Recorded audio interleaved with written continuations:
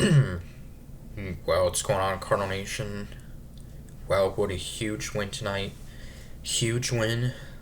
Yes, we snap a 5 game losing streak. Winning tonight 10-4 over the Atlanta Braves in the second of three. As this was just our second win on the road this season. And our first one on the road came exactly 2 weeks ago against the Pittsburgh Pirates. And yeah, so this one is definitely big, obviously, and against a really good team, too. And it was a game where we had the lead, and then the Braves rallied for 4 runs, and then we managed to score 6 runs in the final 2 innings. So, which looked like it was going to be a close game, but it turned out not to be a close game. So, the Braves originally were going to have right-hander and former Rookie of the Year winner Spencer Strider start, but he got hurt, was placed on the IL literally just yesterday with a hamstring strain, and so yeah, he could not go. As he's also recovering from or coming back from Tommy John surgery that he had last year, only made like 2 starts last year. So instead, the Braves were going with having a bullpen game. They sent right-hander Scott Blewett to the mound.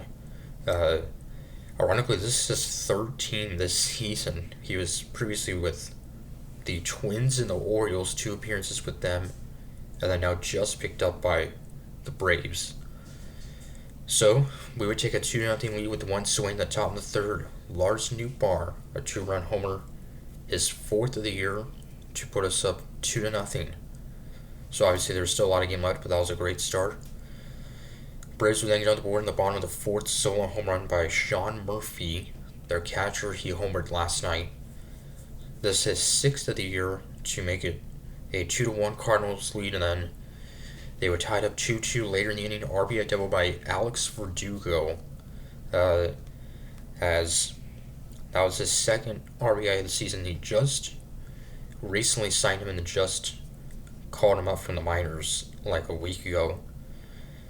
So that would tie it up 2-2, and then the Braves would take a 3-2 lead, which Palante and the Cardinals should have been out in the inning, but a throwing error by Palante would score a run to give the Braves a 3-2 lead. So that was definitely frustrating. An error by Palante would score a run, so that was unearned. So now we get 3-2 Atlanta. They then go up 4-2, solo home run in the bottom of the fifth by Matt Olson, who just 2 seasons ago had a 50 homer season, which was the most ever in a Braves single season. So that would make it 4-2 Atlanta. Andre Palante would go 4 in the third, give up 4 runs, 2 homers, would only strike out 1. Then we would make it a 4-3 game as Mason Wynn, back in the lineup for the first time in not even 2 weeks, was on the IL with back spasms and was just back activated off the IL today. And yeah, so Wynn would only miss not even 2 weeks. In fact, I guess about exactly 10 days. And yes, he would drive in a run to make it a 4-3 game. And then we were able to tie it up as Jordan Walker would score on a wild pitch. So that would tie it up 4-4. And then Steven Matz would come in, pitch 2 and a third scoreless innings in relief and striking out 2. And yeah, Matz, who last Wednesday started and went 6 solid innings against the Astros. So he would keep it tied. The Braves would strand 2 runners on the corners in the 7th.